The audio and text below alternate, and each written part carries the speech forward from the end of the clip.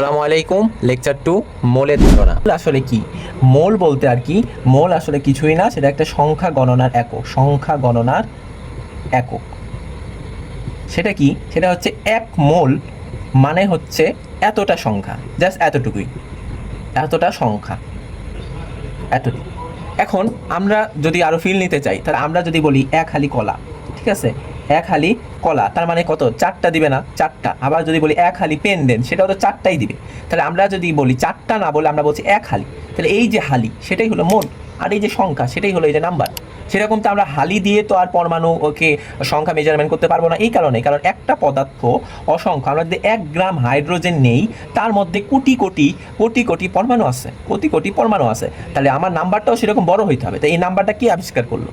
নাম্বারটা আবিষ্কার করছে হচ্ছে বিজ্ঞানী অ্যাভোগাড্রো, তাই এটাকে অ্যাভোগাড্রো নাম্বারও বলা হয়, অ্যাভোগাড্রো সংখ্যা এর জন্য। ঠিক আছে, তো এখন তাহলে এই মোল, এখন এটা জাস্ট কি সংখ্যা, যে মোল মানে এতটি, মোল মানে এতটি। তাহলে আমি যদি এখন পরমাণু বলি, এই পাশে যদি পরমাণু লিখি, তাহলে ওই পাশে আমি পরমাণু লিখবো, ওই পাশে পরমাণু লিখবো। আমি যদি এই পাশে অণু লিখি, তাহলে ওই পাশে অণু লিখবো। আমি যদি এই পাশে আয়ন লিখি, তাহলে ওই পাশে আমি আয়ন লিখবো। তার মানে কি? যে এক মোল পরমাণু, আমি বললাম যে হাইড্রোজেন পরমাণু, তাহলে কতটি আমার ইয়া থাকবে, পরমাণু থাকবে? এতটি, এতটি। আমি যদি বললাম যে এক মোল পানির অণুতে এতটি অণু থাকবে, তারপরে এক মোল আয়নে এতটি আয়ন থাকবে। ঠিক আছে, ধারণা ক্লিয়ার? আচ্ছা, তাহলে মোল সম্পর্কে একবারে মনে করো ধারণা সব ক্লিয়ার হয়ে যাবে ইনশাআল্লাহ। তারপরে মোলের সাথে আমার হচ্ছে ভরের ডিফাইনটা কেমনে করে? তার মানে কি? ভরের ডিফাইনটা করে হচ্ছে আণবিক ভর, আণবিক ভরকে গ্রাম এককে লিখলেই নাকি মোল হয়ে যায়। গ্রাম এককে প্রকাশ করলে তার পরিমাণকেই মোল বলে, তার পরিমাণকেই নাকি মোল বলে, তার পরিমাণকেই মোল বলে। তার মানে কি? তার মানে যদি আমি বলি যে এক মোল হাইড্রোজেন, তাহলে আমরা বলতো হাইড্রোজেনের আণবিক পারমাণবিক, যেহেতু পরমাণু, তাহলে পারমাণবিক ভর কত? 1। ঠিক আছে, আমি যেহেতু মোল লিখছি, তার মানে এর আগে 1 গ্রাম লিখতে হবে। ঠিক আছে, আমি এখন লিখলাম পানি, পানির পানির পানি একটা অণু, তাহলে এই অণুর ভর কত? 18। আমি যদি এখানে মোল লিখি, তাহলে অবশ্যই এখানে আমার গ্রাম লিখতে হবে। ওকে, তাহলে এই যে আমি গ্রাম লিখলেই কেন মোল হয়ে যাচ্ছে সেটা একটু বুঝি, যে গ্রাম লিখলেই কেন মোল হয়ে যাচ্ছে। আচ্ছা, তাহলে আমরা পদার্থকে পরিমাপ করতে পারি না। আসলে আপেক্ষিক পারমাণবিক ভর, আপেক্ষিক পারমাণবিক ভর, পারমাণবিক ভর মাপা হয় AMU-তে, মানে অটোমেটিক মাস ইউনিট, অটোমেটিক মাস ইউনিটে। ঠিক আছে, তার মানে কি? আমি যদি বলি দ্য পর্যায় সারণীতে যখন লেখা থাকে যে কার্বন এর ভর, তখন কিন্তু 12 লেখা থাকে। ওকে, আর যখন লেখা থাকে একটি কার্বনের ভর, তখন কিন্তু সেটা 12 AMU লেখা থাকে। ওকে, আর যখন তুমি লিখবা মোলার ভর, মোলার ভর, মোলার ভর, তখন কি হবে? তখন 12 গ্রাম হবে। তো এই যে 12 গ্রাম হবে কিভাবে, এটা এখন বুঝতে হবে। তাহলে আমরা যেহেতু পদার্থ আপেক্ষিক পরিমাপ করা হয় কি? AMU মাধ্যমে। ঠিক আছে, তাহলে AMU কি আমরা সাধারণ নীতি দিয়ে পারবো না, এটা মাপা হয় হচ্ছে মাস স্পেকট্রোমেট্রি, অত্যাধুনিক প্রযুক্তি। ঠিক আছে, অত্যাধুনিক প্রযুক্তির মাধ্যমে। ঠিক আছে, কিন্তু আমরা চাই যে আমাদের ল্যাবে পরিমাপ করতে, মানে গ্রাম এককে নিতে চাই, এটাকে আমার গ্রাম এককে নিতে হবে। ওকে, তাহলে আমি বললাম যে 12 কার্বনেরটা বের করে দেখাই, সবাইগুলো হয়ে যাবে। তাহলে 12 MU কার্বন থাকে কয়টা? একটা কার্বনের ভরই তো আমি দেখালাম যে আমার এত থাকবে। তাহলে আমার যদি এক এক এর জন্য কত হবে? 1/12। আমরা চাই গ্রামে, তাহলে MU থেকে যদি আমি গ্রামে নিতে চাই, তাহলে আমার গুণ করা লাগে 1.66 10 ইনভার্স 24। তাহলে আমার 12কে এত দ্বারা গুণ করতে হবে, গুণ করে দিলাম, তার মানে এখানে আমার গ্রাম হয়ে গেল। তা আমি চাই কত গ্রাম? 12 গ্রাম। আমার টার্গেটটা কি? টার্গেটটা হচ্ছে আমার কার্বনের ভর কত? 12, এর আগে গ্রাম বসাবো, তাহলে আমার 1 মোল হয়ে যাবে। তাহলে আমার তো 12 গ্রামের জন্য তো বের করতে চাই, তাহলে দেখ 12 গ্রাম, তাহলে 12 গ্রাম, তো এখানে গ্রাম কিন্তু, কারণ আমি এখানে গুণ করে 12 গ্রাম বানাই দিছি। ঠিক আছে, এই যে গুণ করে 12 গ্রাম, তো এখন 12 গ্রামের জন্য কত? তাহলে 12/12 1.66 10 ইনভার্স 12 করে দেখলে আমরা পাচ্ছি এতটি। তাহলে এতটি মানেই তো মোল, এতটি মানে তো 1 মোল, ঠিক না? তাহলে এই যে মোল, আর এইটাই কিন্তু আমার আণবিক ভর, আণবিক ভরকে এই যে গ্রাম এককে, তাহলে এই যে গ্রাম এককে প্রকাশ করলে আমার এতটি সংখ্যা পাবো, আর এতটি সংখ্যা মানেই তো বললাম মোল। ঠিক আছে, তাহলে এই কারণেই আর কি আমার হচ্ছে গ্রাম এককে প্রকাশ করলে বা পারমাণবিক ভর দুটার ক্ষেত্রেই প্রযোজ্য। তাহলে 1 মোল, তাহলে আমি যদি আরো ফিল দিয়ে বুঝি, তাহলে আমরা যদি হাইড্রোজেন লিখি, হাইড্রোজেনের পর্যায় সারণীতে ভর কত দেওয়া আছে? 1। আমি যদি লিখি যে একটি হাইড্রোজেনের ভর, তখন আমরা লিখবো 1 MU। আর আমি যখন মোল লিখবো, তখনই সেটা হয়ে যাবে 1 গ্রাম। ঠিক আছে, এই কারণে গ্রাম এককে প্রকাশ করা হয়। কেজি কেন না? কেজি তো আমরা তো ল্যাবে তত বেশি পরিমাণ নিয়ে আমরা তো কাজ করি না, ঠিক আছে। আমরা ল্যাবে সাধারণত আমরা গ্রাম এককেই প্রকাশ করা হয়। তাহলে এক মোল যদি পরমাণু নিই, হাইড্রোজেন নিই, তাহলে 1 গ্রাম হবে। তারপরে 1 মোল যদি পানির অণু নেই, তাহলে পানির অণুর ভর কত? 18। যেহেতু 1 মোল বলছি, তার মানে গ্রাম হচ্ছে। ওকে, তাহলে মোল ধারণাটা একেবারে ক্লিয়ার। এখন তাহলে আমার সূত্রটা আসে কেমন? About n equal to W/m n/na। এটা কিভাবে আসে? আমরা কি জানি? আমরা জানি যে আণবিক ভর বা পারমাণবিক ভর অর্থাৎ m কে গ্রাম এককে যদি প্রকাশ করি, তাহলে সেটা মোল হয়ে যাবে। তাহলে m গ্রাম কোনো কিছু ভর মানে তো 1 মোল, রাইট? তাহলে 1 গ্রামের জন্য কি হবে? 1/m। আর যত বলে দিবে, আমার তো সবসময় যে মোলার ভর অর্থাৎ 12 গ্রাম কার্বনেরই আমার মোল বের করতে বললে, তাহলে 1 গ্রাম। আমার তো পরীক্ষা ম্যাথই করতে হইলো না, তার জন্য তো আমার মানে র্যান্ডম গ্রাম দিয়ে দিবে। র্যান্ডম গ্রামটাই হচ্ছে আমার ডাব্লু, মানে যেটা বের করতে বললে ডাব্লু, তাহলে ডাব্লু দ্বারা গুণ হবে W/m। তাহলে এইটাই হলো আমার, এর জন্য আমার n ইকুয়াল টু W/m লেখা হয়। তাহলে এই যে এই সূত্রটা কেমন আসে? তাহলে আমরা তো আবার বলছি যে 6.023 যেহেতু নাম্বার, তাহলে এতটি নাম্বার মানে কি? এতটি নাম্বার মানে 1 মোল। তুমি এখানে পরমাণু বসাও, অণু বসাও, যেটাই বসাও, তার এই পাশে সেটার জন্য বের করবো। তাহলে একটার জন্য কত? n/, এটা আর এটাকে প্রকাশ করা হয় na, মানে অ্যাভোগাড্রো নাম্বার। n দ্বারা নাম্বার আর এটা অ্যাভোগাড্রো, তাহলে na। আর আমরা র্যান্ডমলি চাচ্ছি, অর্থাৎ এটা না, অন্য একটা নাম্বার, তাহলে n, তাহলে n দ্বারা গুণ হবে এইটা। এই কারণে এই যে n এর সূত্র, তাহলে মোল পাচ্ছি। তাহলে এইখান থেকে আর কি W equal to n equal to W/m n/na। ঠিক আছে, ক্লিয়ার? ওকে, উদাহরণ দিয়ে দেখা যাক। উদাহরণ সালফিউরিক অ্যাসিড, এটা।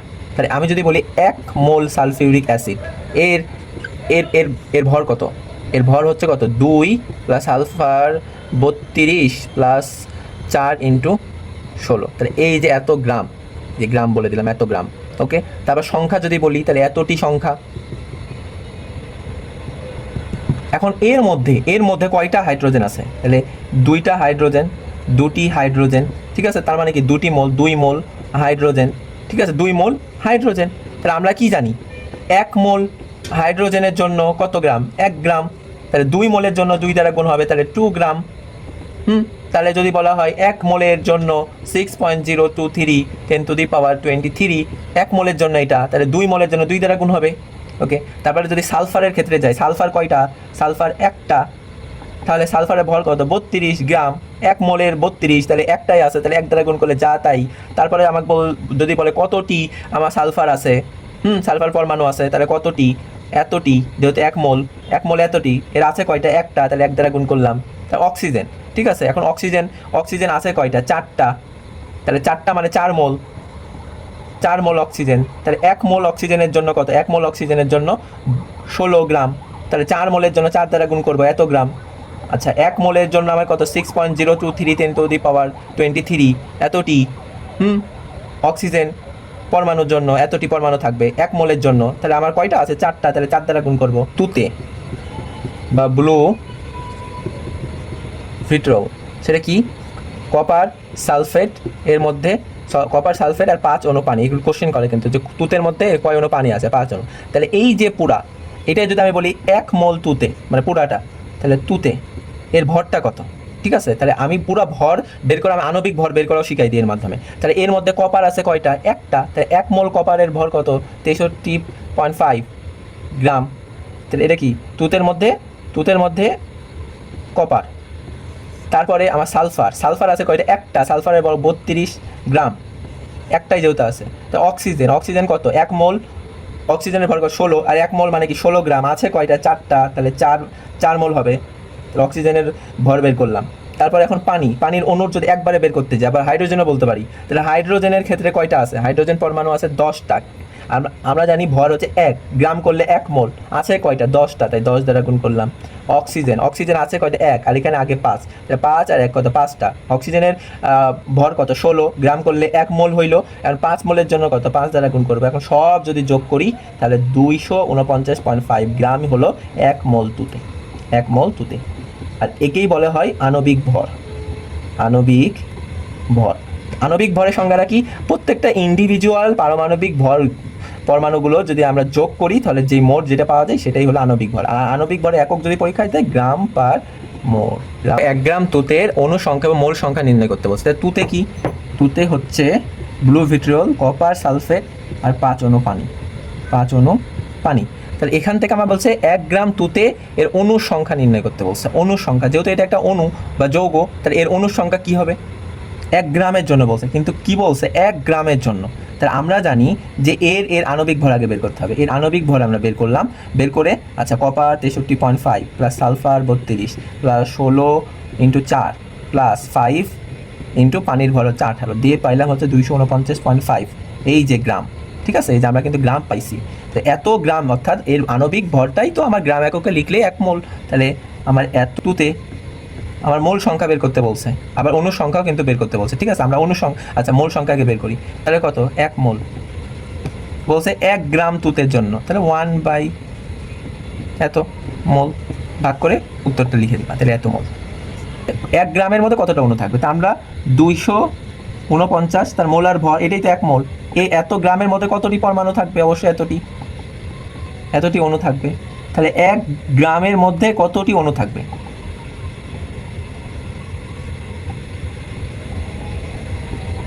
এত দূরে করলেই হয়ে যাবে। তাহলে এইভাবেও আমরা কিন্তু বের করতে পারি। আর বলছে যে একটি সোডিয়াম পরমাণুর ভর, একটি সোডিয়াম পরমাণুর ভর কয়টি? একটি। তাহলে আমার ভর বের করতে বলছে, তাহলে আমার ভরটা কিন্তু এই পাশে থাকবে।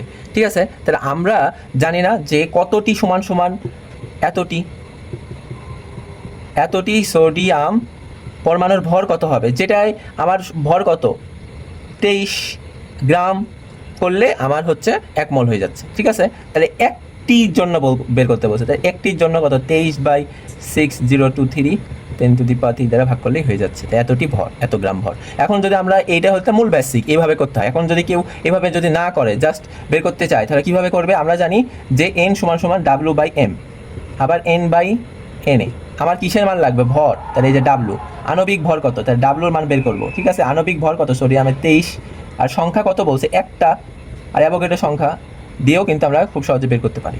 এখন 2 নম্বর কোশ্চেনের ক্ষেত্রে কি বলছে? এত গ্রাম পানিতে মোল সংখ্যা নির্ণয় করতে বলছে। মোল সংখ্যা, তাহলে আমার এখানে থাকবে মোল। তাহলে 1 মোল = পানির ভর কত বলো? পানির ভর যেটা থাকবে সেটা এই পাশে লিখবা। পানির ভর কত? 18 গ্রাম পানি। 18 গ্রাম পানি মানে কত? 1 মোল। তাহলে 1 গ্রাম পানি 1/18 বের করতে বলছে 72 গ্রাম পানির জন্য। তাহলে 72/18 মোল। ওকে, বলছে পানির অণু, এত গ্রাম পানির অণুর সংখ্যা কত? পানির অণুর সংখ্যা বের করতে বলছে। তার মানে কি অণুর সংখ্যা কত থাকবে? 1 মোলের জন্য এতটি না, যেহেতু এই পাশে গ্রাম, তাহলে অবশ্যই এই পাশে গ্রাম থাকবে। তাহলে এতটি 1 মোল। 1 মোল মানে আবার কত গ্রাম? কত গ্রাম? 18 গ্রাম পানির যেটা আণবিক ভর সেটা। ঠিক আছে, তাহলে 1 গ্রামের জন্য 6.023, এটা এবার দেবে 18। সবাই ওই সূত্র দিয়ে পারে, কিন্তু এইভাবে কিন্তু অনেকেই পারে না। ঠিক আছে, তাহলে 12 72 দ্বারা গুণ করলে, আর কেউ যদি সূত্র দিয়ে করে খুবই ইজি। n=W/m, ডাব্লুর মান দেওয়া আছে হচ্ছে আমার 72 আর মোলার ভর 18, খুব সহজে হয়ে গেল। আবার অণুর ভর চাইছে, তাহলে W/m, n/na। ডাব্লুর মান কত? 72, m এর মান হচ্ছে 18 পানির ভর, n এর মান কত? n এর মানে অণু সংখ্যা বের করতে হবে, আর n এর কত? Avogadro number 6.023 10⁻23। বলছে 11 গ্রাম কার্বন ডাই অক্সাইডের অণুর সংখ্যা বলছে। তার মানে বাম পাশে আমার সংখ্যাটা লিখতে হবে। কত? 1 মোলের জন্য কত? এতটি সংখ্যা। আমরা তো এটাই জানি, যেটা জানি সেটা আগে, আর যেটা বের করবো সেটা লাস্টে। তাহলে এতটি অণু থাকে কার্বন ডাই অক্সাইডের মধ্যে। 1 মোল কার্বন ডাই অক্সাইড এতটি অণু থাকে। তাহলে 1 মোল আবার কত গ্রাম কার্বন ডাই অক্সাইড? 44 গ্রাম না, অর্থাৎ এর ভর কত? 40 গ্রাম। তাহলে 1 গ্রামের জন্য কত? 1 গ্রামের জন্য কত হবে? 44 দ্বারা ভাগ যাবে। আর 11 গ্রামের জন্য কত? 11 গ্রামের জন্য 11, এই তো শেষ। আর যদি সূত্র দিয়ে করি তো জানি। বলছে ফ্লোরিনের একটি পরমাণুর ভর নির্ণয়। ভর কার ভর? ফ্লোরিনের ভর। ফ্লোরিনের ভর কত? ফ্লোরিন হচ্ছে কত? 18 মেবি, হ্যাঁ 18 না, 9 2 18, আচ্ছা 18 বা 19 যাই হোক। তাহলে যেটা ভর সেটা গ্রাম এককে লিখলাম। এখন কি বলছে? ফ্লোরিনের ভর, এই যে ভর লিখলাম, একটা বলছে, তাহলে অবশ্যই 1 মোলের এটা ভর। তাহলে 1 মোলের মধ্যে কতটা সংখ্যা থাকে? এতটি সংখ্যা থাকে। তাহলে একটির জন্য বের করতে পারবো না, 18/এত। আর সূত্র দিয়ে তো আমরা সবাই পারি। এখানে বলতে দেখেন 1 মোল পানির অণুতে হাইড্রোজেন পরমাণুর সংখ্যা, আমরা তো মুখস্থ। 1 মোলের জন্য আমরা 1 মোল মানে কত? এতটি। সেখানে যদি পরমাণু বলে তাহলে পরমাণু, সেখানে যদি আমার এখানে আগে পরমাণু বলে তাহলে পরে পরমাণু হবে, এখানে আগে অণু বললে পরে অণু হবে। কিন্তু 1 মোল মানে তো এতটি, বা ওর ভর, পানির ভর কত? 18 গ্রাম লিখলে 1 মোল। ওকে। বুয়েট 18-19 সেশনে আসা একটি কোশ্চেন বলছে 300টি স্বাক্ষর দিতে গ্রাফাইট পেন্সিলে 30 mg খরচ হয়, তাহলে প্রতিটি স্বাক্ষরে কতটি কার্বন পরমাণু খরচ হবে। এই ম্যাথটি করার জন্য কি ক্যালকুলেটর লাগবে? না, ক্যালকুলেটর ফেলে দাও, একটা দাগ দাও। বলছে কতটি কার্বন পরমাণু, তাহলে 12 গ্রামের মধ্যে থাকে হচ্ছে এতটি কার্বন পরমাণু, তাই 300টি দিতে 30 mg, তাহলে আমার গ্রামে নিতে হবে। গ্রামে নিতে যাওয়ার জন্য 10⁻³ দ্বারা ভাগ দিতে হবে, 30 কেটে দাও, তাহলে এখানে একটা শূন্য আর এখানে 3টা, 4টা, 23 থেকে 4টা বিয়োগ দিলে কত? 19, 6 দিয়ে 12কে ভাগ দিলে 2, উপরে থাকে 1, তাহলে হাফ আর 10⁻19, তাহলে একটা 5-এর ওই পাশে 0.1 ঘর নিয়ে গেলে ওপর থেকে একটা পাওয়ার কমে যাবে 18। ডান।